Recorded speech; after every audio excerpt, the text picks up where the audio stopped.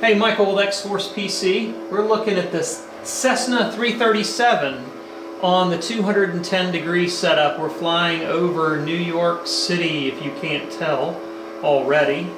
And this is the outside of the plane. Very nicely done. This is a Coronado Cessna 337. Again, very nicely done plane. Now with the 210 degree system, you'll notice these side monitors are at an extreme angle. They're almost 90 degrees, so they probably don't look very good on the camera because, again, it's such an extreme angle. But if you're sitting up in here where you should be when you're flying this camera's way back away. You know, if you're sitting up in here, you know, there's some lights reflecting off of the screen there, and you turn your head to the right, you know, that's what you see out of the right window and the right screen. We're kind of banking to the right just a little bit. And then there's again the middle display, and you're up in here and you turn your head to the left. Well, we're banking right, so you're seeing a pretty good amount of sky there, or just a little bit of the ground. And turn your head back straight again, and there's what you see. So I'm going to back out with that camera so you can see all three of them at the same time for the most part.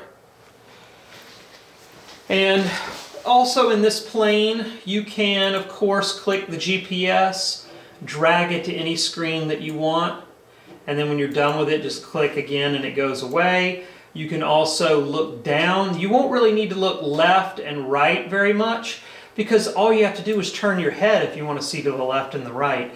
So you can program the hat switch just to look down, and then, you know, you look back up again. In fact, the hat switch is already programmed to do that. So you just take the hat switch and do this number, and then do this number again, and you're back looking straight again.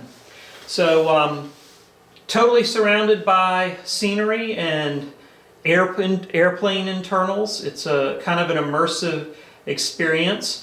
You're all in on displays with this, so you know you don't have a whole lot of buttons and knobs and such to touch, but you know, for the most part, most of you, I'm sure, are comfortable using the mouse to change and tune radio frequencies. That's the only downside of this, is, you know, you're doing everything with the mouse, other than maybe putting the landing gear up and down, the flaps up and down. You can do your elevator, aileron trim, rudder trim with the yoke, but then, you know, after that, if you want to tune a radio frequency, you do have to grab the mouse and do that.